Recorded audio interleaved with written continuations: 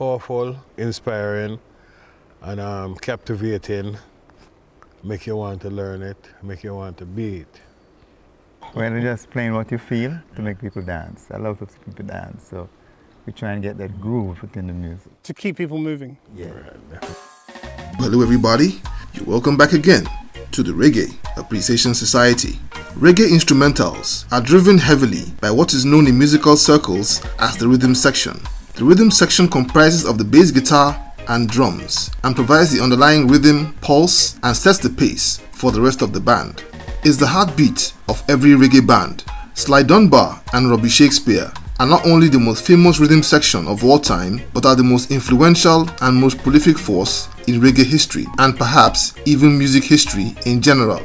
As instrumentalists, they have played on an astonishing number of songs, from the early days of roots reggae in the 1970s into the digital era of Reggae and dancehall. It's estimated that they have powered at least 200,000 songs over the past 5 decades. As music critics and columnists often say, if you've listened to 10 reggae songs, at least 4 of them have Sly and Robbie on the record. They've worked with practically everybody who can be called a top reggae artist, and were even in high demand by rock, R&B, and pop superstars like the Rolling Stones, Bob Dylan, and Herbie Hancock. While they were upcoming youth, both guys would be tutored by Bob Marley's future rhythm section of Carlton Barrett and Aston Barrett, but they would go on to exceed their mentors in popularity and volume of work, as we will see later in this video. Describing both men as a phenomenon would be a big understatement. Sly's metronomic drumming combined with Robbie's solid melodic bass play created the most powerful musical combination ever seen in reggae history. Without them, the reggae music would have taken a very different turn and might have sounded quite different today. Let's take a look at Sly and Robbie, the superheroes of reggae music. Sly was born Lowell Charles Dunbar and grew up in the Waterhouse district of Kingston.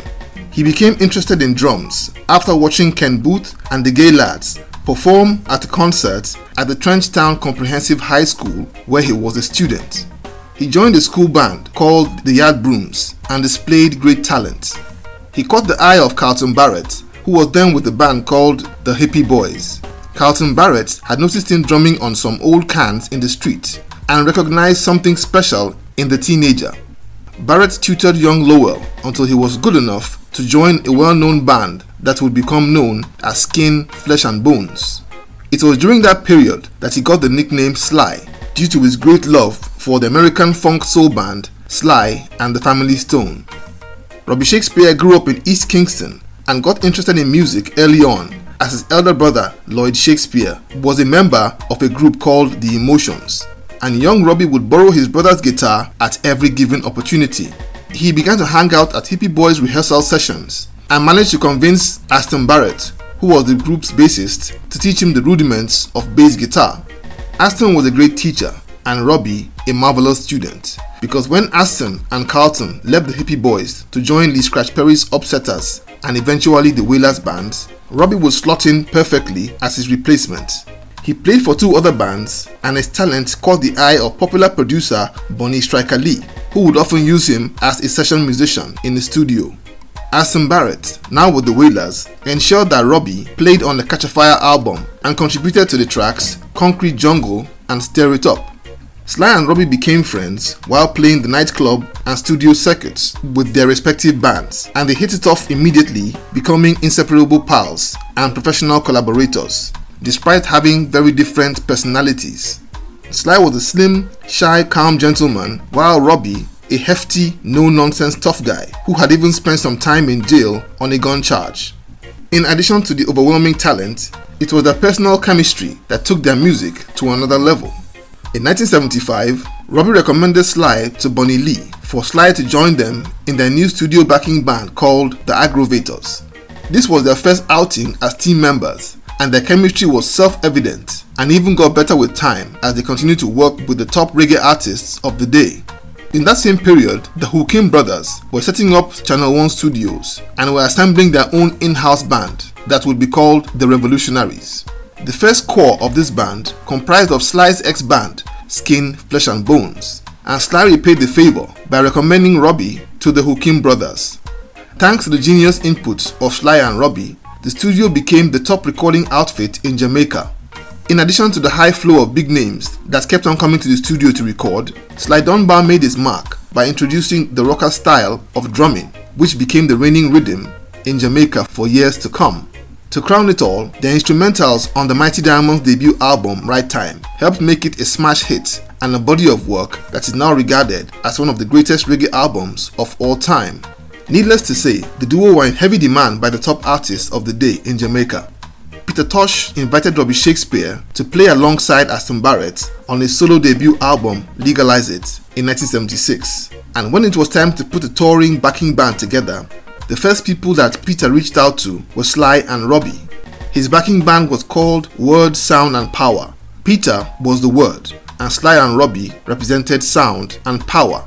The duo would also be called upon for Tosh's second album Equal Rights that came out in 1977, and their rhythm inputs helped make it a smash hit. They will also play on Bush Doctor, Mystic Man, Wanted Dread and Alive, and Mama Africa albums. Another of the many classics that they helped power into being was Culture's debut album 27's Clash, an album that's also regarded as one of the greatest in the roots reggae genre. They were also hired to be part of U-Roy's backing band for his UK tour, and they played on U-Roy's massive album called Natty Dread that came out in 1976. They were now the hottest and most in-demand instrumentalists on the island and were literally on every superstar's album. They also began to release their own material under their Taxi record label that was named after the battered old taxi that Sly was used to shuttle from gig to gig early in his career. Taxi record label releases featured a slew of star vocalists like Gregory Isaacs, Jimmy Riley, Junior Delgado, and Half Pint. In 1979, Michael Rose would invite the duo to work magic on some songs that Black Uhuru were planning to record for the debut album. The first song they recorded was Guess Who's Coming to Dinner, the second was Shine Eye Girl, and the song that they would put together went into Black Uhuru's 1979 album Showcase, which they also produced. And with the huge success of that album, Sly and Robbie became an integral part of Black Uhuru and powered the rise of the group as the predominant reggae band of the early 1980s, with albums like Sensimilla, Red, Chill Out, and Anthem that bagged the first Reggae Grammy Award in 1985. The duo dominated the 70s and 80s like they owned them. Even with the rise of ragga and dancehall, which had displaced roots reggae, they still stayed very relevant and busy and in high demand into the 90s, producing and playing for dancehall superstars like Shaka Demus and Pliers on their smash hit album Murder She Wrote, as well as Bounty Killer's 1994 album Down in the Ghetto. They also worked on Shaba's album Ami Shaba in 1995 and many others, including Sizzla's debut album Burning Up and Ini Kamose's smash single Here Comes the Hot Stepper. Let's not even go into the amazing work they did on Dennis Brown and Garnet Silk tracks. I've intentionally left out a lot of music as there simply isn't enough time in this video to properly highlight all they've done. Their prolific run continued into the 2000s and the pair was extremely busy, crafting lots of hits for artists all over the world, from the likes of No Doubt to even Paris Hilton. But tragedy would bring the fantastic duo to a sad end. On the 8th of December 2021, Robbie Shakespeare passed away in Florida at the age of 68 from kidney disease. He passed on with the title of one of the greatest reggae bassists of all time, as well as being among the greatest bassists across all genres. The duo of Sly and Robbie bagged 2 Grammys for Black Uhuru's Anthem album in 1985 and their own album in 1998 titled Friends. The duo's body of work is ridiculously vast and the impact truly phenomenal. No other rhythm section or production team will ever have the sort of impact in the music industry. Other production crews will rise and play their part in enriching the culture, but none will ever match the legacy of the once-in-a-lifetime force of nature that was Sly Dunbar and Robbie Shakespeare. So there you have it. Thank you for watching the video today. Please leave a like, subscribe, and until next time, Jah bless.